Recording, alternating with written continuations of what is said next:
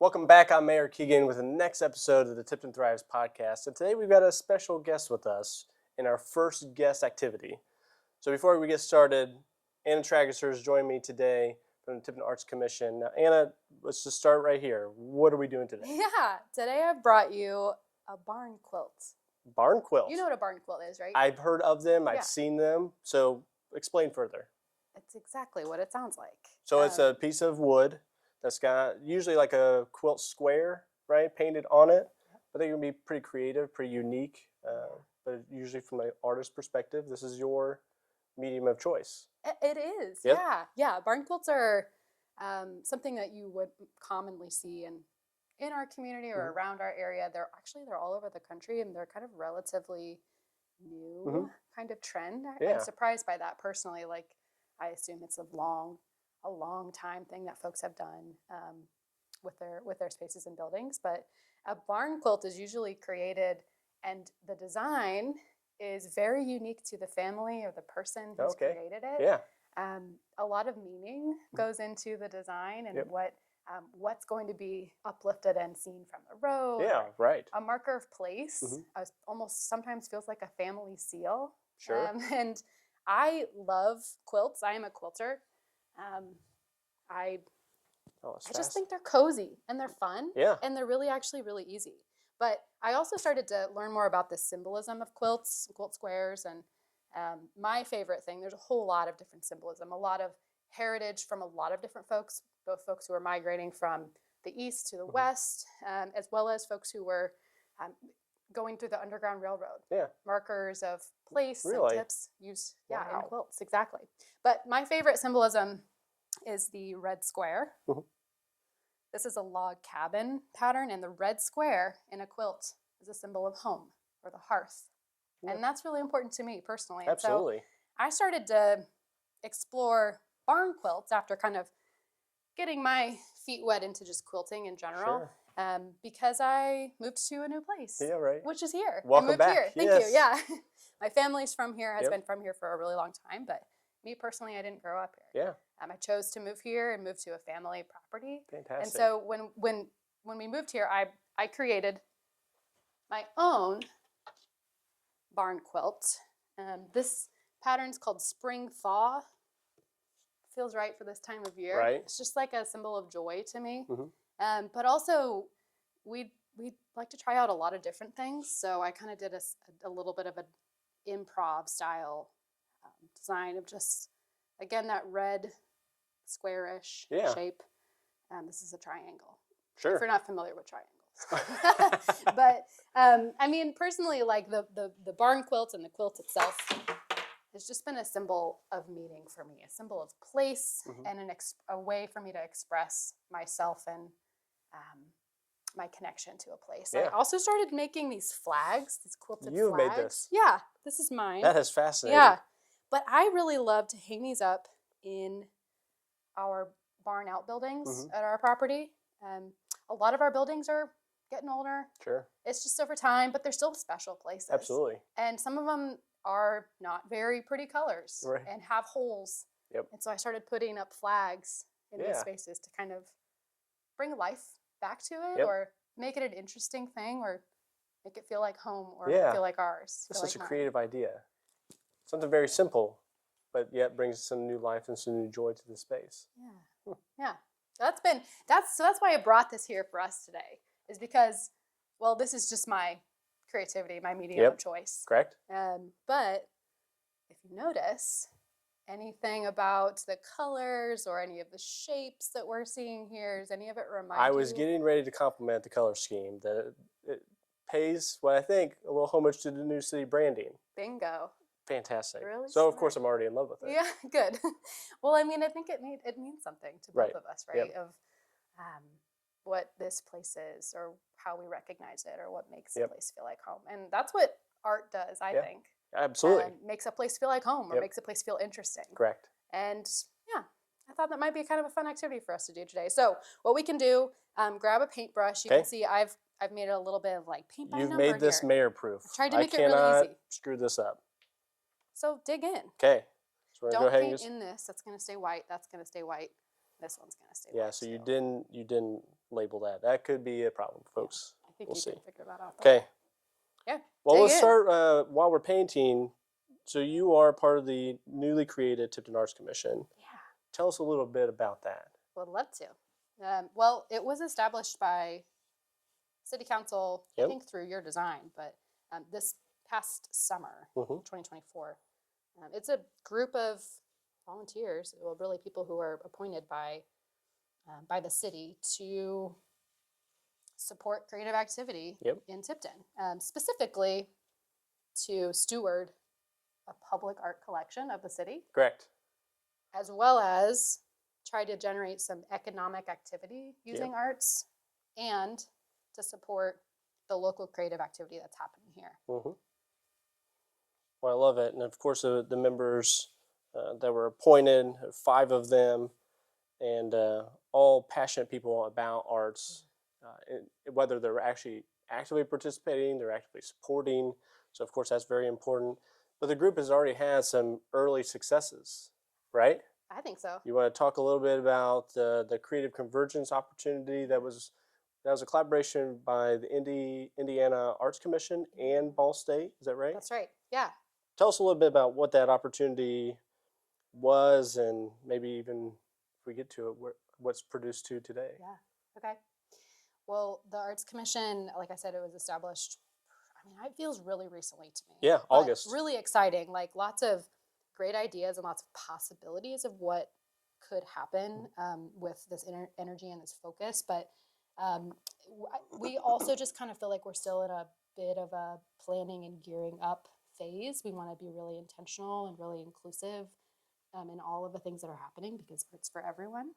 But an opportunity that the Arts Commission had in the fall was to participate in this, what it was is a workshop that helped us understand what is arts supposed to do in a community, or what it could do in a community, and thinking about like community development and economic development. So it was a training. I feel like we got what a great opportunity for our group that literally just got formed. Yeah. And then a few short months later have this opportunity from these statewide institutions who are focused on community development, art celebration, creation, to then help us understand like what could this local group be? Yeah. How could we leverage your passions and your community's passions to create that? That's a fantastic opportunity. Some of the things that like really stood out to us at that were that arts and creativity and culture broadly are a resource for the things that make our community thrive. So I know you and I may have thought about this a lot in the past of like workforce development. What does it mean to have good jobs or people who want to work in a specific place? And there's different strategies, different ways of making that happen or helping it happen in a community. And the arts are one of those ways, actually. Really? In 2025, I feel like everybody's going to hopefully this is going to click when we talk about it. But people often get to choose where they want to live before they have a job. Correct. Or they have a job that allows them to choose wherever they want to live. And so people want to live in a place that works, has the services that they want, but also they want to live in a place that is interesting, that they have things to do, and that they feel like there's a sense of place and identity, something that they can belong to or that they can talk about with their friends and their family. Correct. And that their friends want to come visit, right? Sure. Or there are things to do like that. They can take a little bit of pride in to show, almost be like a tour when they bring their friends to town. Yeah. Like, let's go see X, let's go see Y. And what's to do on a Friday night? Yeah. I mean, there's a lot of choices. We could stay home and watch Netflix. That's great. Highly encourage that often. But also when the weather is nice or when we just are feeling social, do we have an opportunity to go connect with our neighbors and friends? So art, like music, theater. Yeah, great examples. Even just walking around the neighborhood and seeing some interesting, colorful murals or sculptures or things. Like those are activities that arts can bring to a community. So my point is in all of this, the creative convergence training helped us really see like, what would it mean to bring the full power of the arts into our community? Mm-hmm. And this is a long-term thing that we think about. It's not just something that changes overnight. Right. It's a way of living, and it's kind of like it's an ingredient that we start to create in our community to use regularly over time. Yeah. Creativity is one of those things. So after the training, our Arts Commission got funding, got support from the Indiana Arts Commission. The Indiana Arts Commission is kind of a similar body to the Tipton Arts Commission, but it focuses on the whole state of Indiana. And it is part of the state government. It has some resources to share with communities. And so what our team decided to use that funding for was to bring a visiting artist into our community. Yeah. Well, that's very exciting. And so what's the timeline on that? Yeah. Well, hopefully this summer. Okay. Or early, late spring, we'll probably announce who that visiting artist is. We're actually looking for them right now. Okay. We're looking statewide, regionally, and okay. So like, what kind of artist? Tell us a little bit, like, what kind of artist are we looking for? A teaching artist. Okay. So any kind of creative discipline. We're painting right now, and that's what a lot of people think of when they think of artists. Absolutely. But everyone is an artist, I believe, or everyone has the opportunity to be creative. Yeah. Look at me. Exactly. Bingo.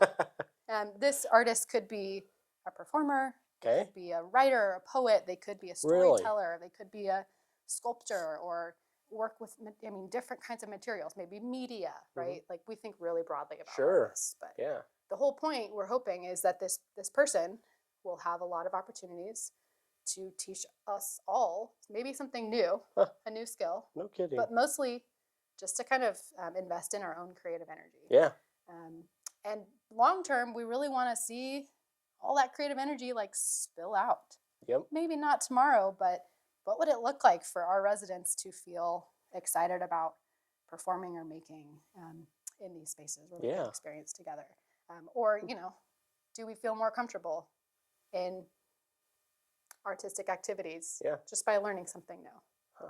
So just the first step, I think, and hopefully what's to come in Tipton in the next 5, 10, 15, who knows, generations to come. But a new person, new energy to add to what's already the cool stuff that's happening here. Well, that's what I've been most encouraged about since starting the Arts Commission through the support of the City Council is the conversations that's solicited with community members across Tipton County. Exactly.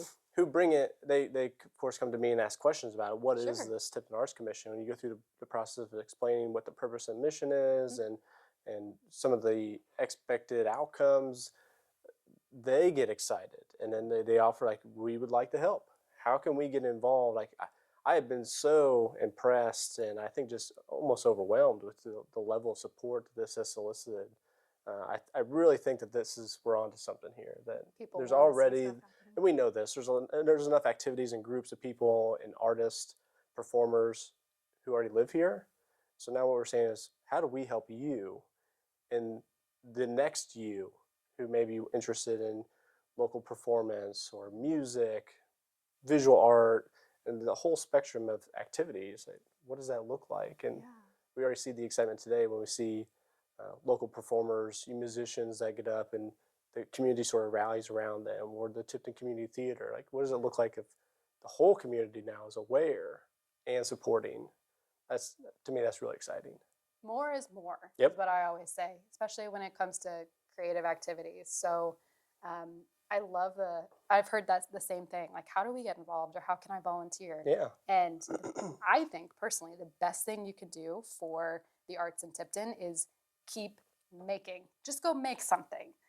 The Arts Commission, I think, is just, like I said, getting some of the wheels moving. So I think there will be more opportunities to get involved in, if there's activities or initiatives that the Arts Commission's leading. But if folks are excited about being part of this kind of movement, I would encourage them to, like, just keep making and sharing what you're making and reminding us that we are all creative. We all have the ability to contribute to this energy. That's just fantastic.